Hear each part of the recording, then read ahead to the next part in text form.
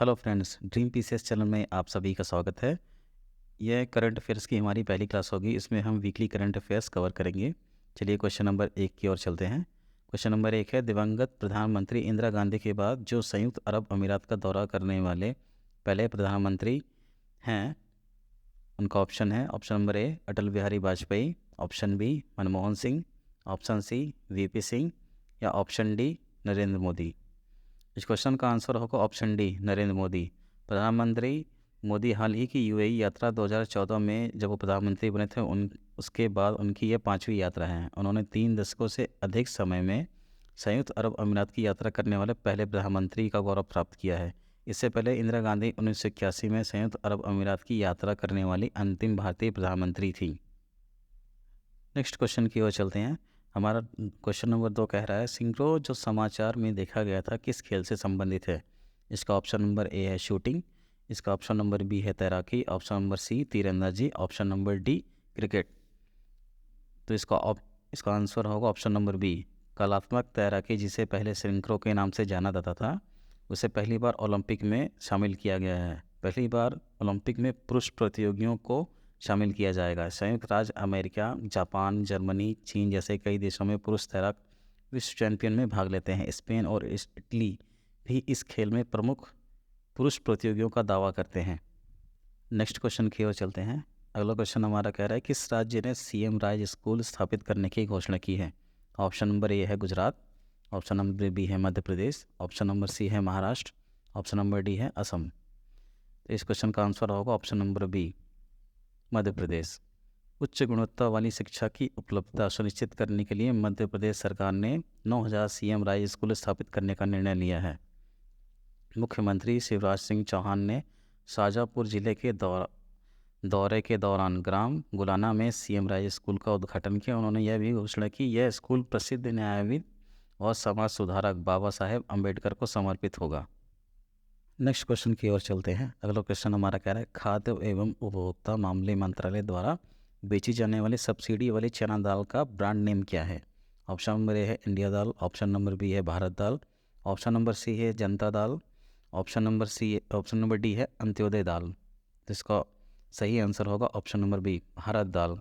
हाल ही में खाद्य और उपभोक्ता मामले के मंत्री पीयूष गोयल ने 60 रुपये प्रति किलोग्राम की कीमत पर भारत दाल ब्रांड नेम के तहत सब्सिडी वाली चना दाल की बिक्री शुरू की है। इस पहल का उद्देश्य उपभोक्ताओं के लिए दालों को अधिक सुलभ और किफ़ायती बनाना है।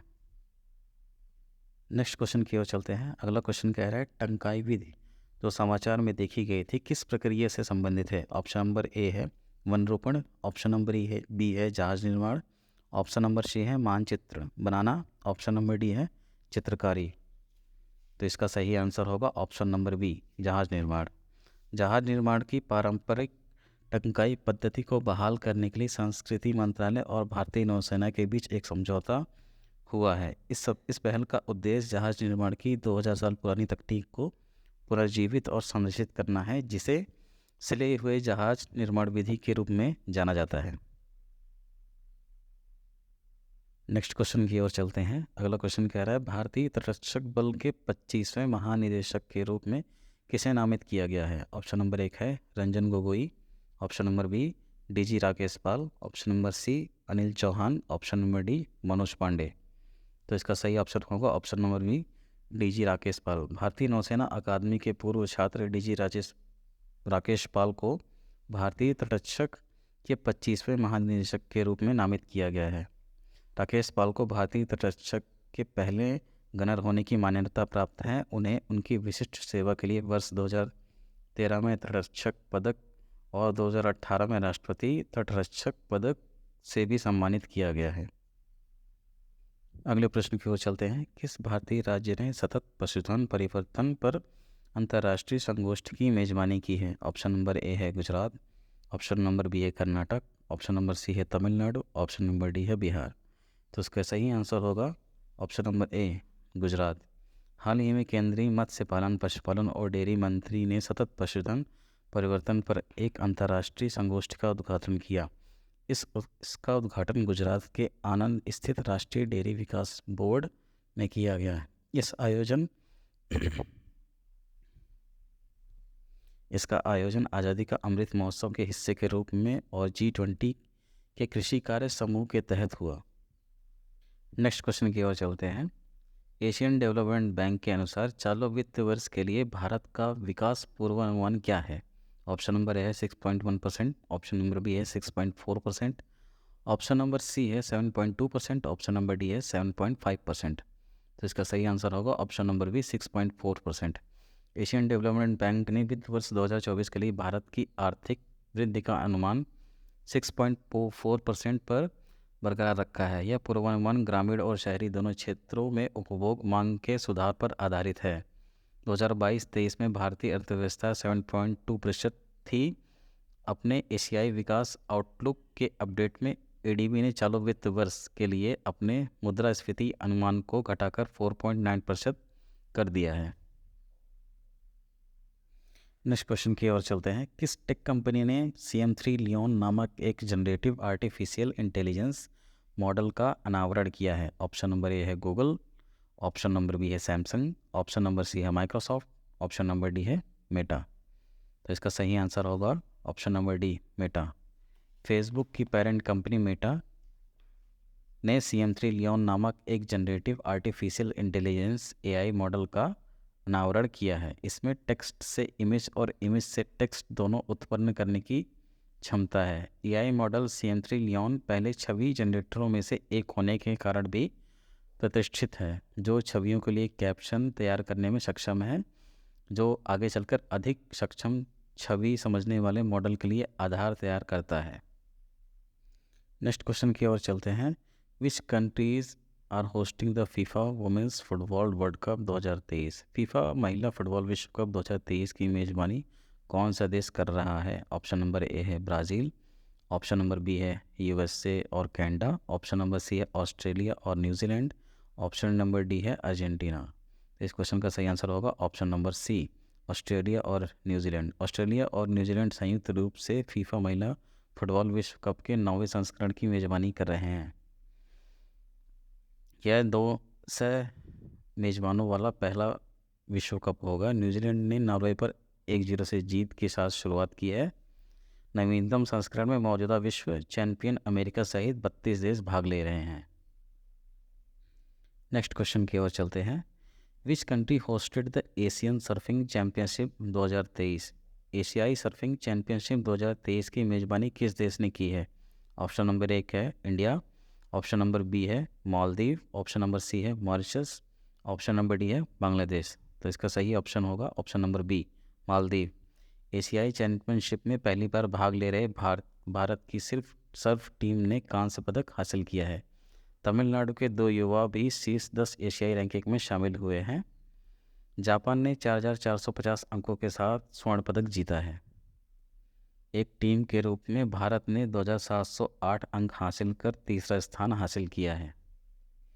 नेक्स्ट क्वेश्चन की ओर चलते हैं। अगला क्वेश्चन हमारा कह रहा है which union ministry launch the YESTECH manual and WINDS portal? किस केंद्रीय मंत्रालय ने एस्टेक मैनुअल और विंड्स पोर्टल लॉन्च किया है? तो ऑप्शन नंबर ए है ministry of defence, option number B है ministry of MSME, option number C है ministry of agriculture and farmer welfares, option number D है ministry of commerce and industry. तो इसका सही ऑप्शन होगा option number C ministry of agriculture and farmer welfare. नई दिल्ली में कृषि और किसान कल्याण मंत्रालय ने विभिन्न पहलों का अनावरण किया है, जिसमें yes tech manual, winds portal और घर घर नामांकन ऐप AIDE सहायक शामिल है। यस टेक मैनुअल एक संपूर्ण और सर्वव्यापी हैंडबुक का प्रतिनिधित्व करता है, जिसे भारत के 100 जिलों में व्यापक परीक्षणों और पायलटिंग के माध्यम से सावधानी पूर्वक तैयार किया गया है। नेक्स्ट क्वेश्चन की ओर चलते हैं। Which city hosted the national conference or rural WASH partnership forum? किस शहर ने national conference of rural WASH partners forum की मेज़बानी की है? ऑप्शन नंबर ए है मुंबई, ऑप्शन नंबर बी है new Delhi, option number C है पुणे, ऑप्शन नंबर डी है वाराणसी। तो इसका सही ऑप्शन होगा option number B new Delhi.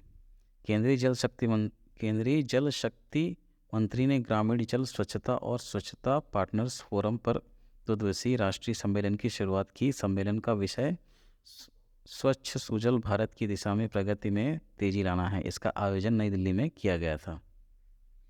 Next question की ओर चलते हैं। अगला क्वेश्चन कह रहा है ज्ञानवापी मस्जिद जो खबरों में थी किस राज्य में स्थित है? Gyanvapi Moscow which has seen in the news is located in which state? Option number A है गुजरात, ऑप्शन नंबर बी है Uttar Pradesh, option number C है Madhya Pradesh, option number D है महाराष्ट्र।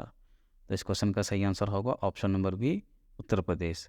वाराणसी में ज्ञानवापी मस्जिद 1669 ईस्वी में औरंगजेब द्वारा बनाई गई थी। हाल ही में वाराणसी की एक अदालत ने भारतीय पुरातत्व सर्वेक्षण द्वारा ज्ञानवापी मस्जिद मैदान के वैज्ञानिक जांच सर्वेक्षण खुदाई के निर्देश जारी किए थे। अदालत ने उन्हें यह निर्धारित करने का काम सौंपा था कि क्या वर्तमान संरचना पहले से मौजूद हिंदू मंदिर के शीर्ष पर बनाई गई थी। नेक्स्ट क्वेश्चन की ओर चलते हैं। Which union ministry launches an online portal to facilitate reporting of violation of ban on e cigarettes?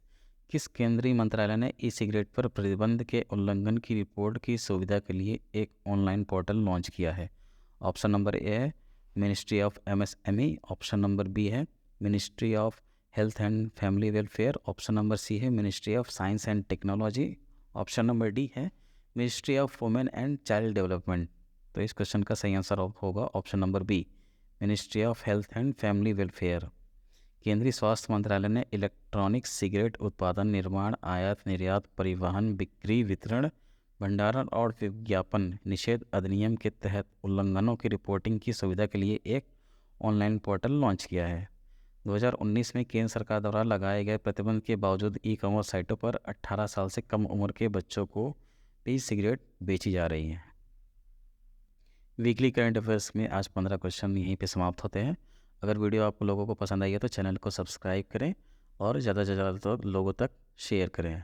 इस वीडियो की PDF आपको टेलीग्राम लिंक में वीडियो के डिस्क्रिप्शन में टेलीग्राम लिंक में मिल जाएगी। आप वहां जाके ड्रीम PCS टेलीग्राम ग्रुप में ज्वाइन करें, लिंक PDF आपको वहीं मिल जाएगी।